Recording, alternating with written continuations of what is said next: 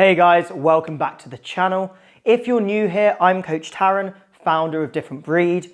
We help busy men and women live with a better quality of life by turning them into athletic freaks, allowing them to live with physical freedom, functioning their best in their work and personal life. Today, we're going to talk through some of my favorite deadlift variations we use with our clients. One of the core tenets of the training we use with our clients is movement optimism. And that is the idea that the body is capable of adapting to any movement and any stress you put it under, as long as you do it in an appropriate way and progressively overload properly. Something that Glassbacks simply cannot comprehend. So today we're going to talk about 3 amazing deadlift variations that we use with Different Breed clients, how to start training them, why we do them, what they are, so you can go and terrify some Glassbacks with these lifts. Number 1 has got to be the Zercher deadlift. This is an incredible full range of motion hinge where you're going to pick up the bar in the crooks of your elbows. What can get more functional than that? This is an amazing exercise because it develops strength in a rounded back position over full range, allowing you to provide a massive stimulus to your posterior chain and develop some real-world functional strength. Strengthen your joints and tendons like a merds!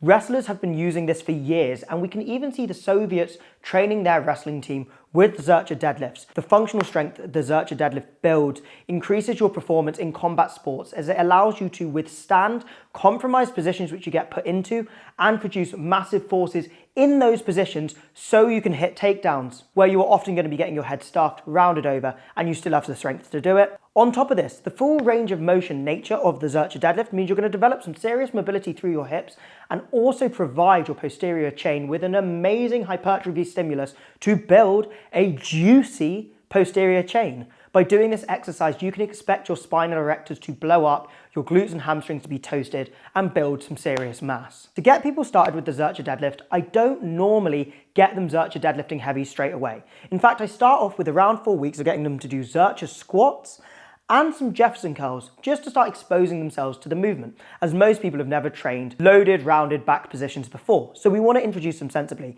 The Zercher squat gives a great introduction to holding the bar in the elbow and what it feels like to thoracically round and brace, and the Jefferson curl gives the back some really nice, relatively light exposure to flexion. After this 4-week mark, I will get people actually doing Zercher deadlifts. And what we're looking for there is about 5 to 8 reps, RPE 7, for 3 or 4 sets. And we just want to do that for 3 to 4 weeks so they can get used to the technique and get exposed to the movement. And then after that point in time, you are pretty much free to go. You could start working down in reps and start building maybe to heavy 3s, heavy 2s, heavy 1s. Maybe you want to start doing 5x5s, maybe you want to start building the volume. You can pretty much play around with it freely from there, but I would generally advise taking about that 8-week block just to get used to Zerchers if you've never done any sort of spinal flexion training before. Number 2, we've got the hack deadlift. Now this deadlift, interestingly enough, was invented by the same man who invented the bench press, George Hackenschmidt. And this is actually the behind the back deadlift. This is a very interesting deadlift because it gets a lot more into your quads than most other deadlifts, and it's also ridiculously strong. I've even seen someone pull a 502.5 kilo deadlift like this, which is fucking bonkers. The reason this deadlift is so strong is that there's no pulling forward on your shoulder like you find in the conventional deadlift that tries to pull you and round you over. You're able to set your brace and stay really strong because the bar is just right underneath you. You drive up here, you shift forward, and you drive through. So of course you have a little bit more thoracic rounding than a normal deadlift, but as you know from Zerchers, if your brace is strong, you can perfectly safely be in a rounded thoracic position, so you can move some serious weight like this, which in and of itself is a massive benefit. What you will generally find though is most people are slightly stronger in their hack deadlift than conventional, so oftentimes I will use this to expose people to heavier loads, make them believe they can do it, and then you chuck it on the conventional, they don't worry about it at all. And another nice benefit, because there's less of a lever on the lower back, oftentimes you can actually get away with doing these a little bit heavier. If you've got a bit of a back niggle going on, then you could a normal conventional deadlift or an RDL. To get people to do this, I often just get them to jump in with it at about, 3x5, 4x5, RPE 7, RPE 8. For those of you that are more advanced and understand the usual concepts of deadlifting, genuinely, just jump straight in. Give it a go. Nothing stupid, but 5s at RPE 8, totally reasonable. If you're a little bit less advanced, what I would suggest is just going a bit lighter, going a bit higher reps. So think about that sort of 6 to 10 range, 8 to 10 range, RPE 6, RPE 7. Ensure you're comfortable with the movement before you start loading it up. Get up, get up, get up, get up, get up, get up. Yeah, there it is. Nice.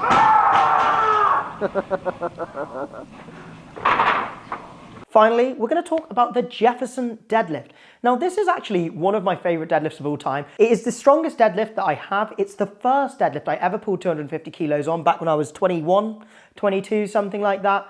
And it is just absolutely wicked. What you're going to do is just stand over the bar and deadlift it with the aim of keeping that bar directly under your gooch. It's a fascinating lift because it's a unilateral hinge that is extremely heavy and provides a huge amount of core stimulus due to the fact you need to resist rotation. So it's a unique stimulus for the lower body and a really unique stimulus for the core. You need to be able to resist this rotation with what is essentially going to be more than your max conventional deadlift. There are not many exercises that can provide this sort of stimulus in this way. So it's really awesome. You're going to get a great feeling in your quads, your hamstrings, your glutes, but you're also going to feel your core get lit up. And actually, one of the benefits from the fact that the core is so lit up, your brace is always going to be super powerful from the fact your core is forced to contract. Similarly to the hack deadlift, if you were more advanced though, and again, you understand taking slack out the bar, you understand how to keep a bar within your center of mass, and you understand how to brace, this is actually a lift where you can just pretty much jump straight into it, thinking like the hack deadlift, about 5 reps, RPE 7, RPE 8. If you're a beginner, what I would say, this deadlift is actually quite hard coordination wise, because you can kind of shift forward and back in it, and you can miss reps that way. So you want to start light and you want to start sensible. Go for that higher rep range where there's more room for error, 8 to 10, RPE 7, RPE 6, something like that. Okay guys, so those are 3 deadlifts that will not only terrify glassbacks, but help you build some really serious strength. If you want to find out more details about each of these lifts, I have linked some tutorials in the description below, so go and check them out. And if you want to see more of this content, give the video a like and subscribe to the channel. Thanks for being here.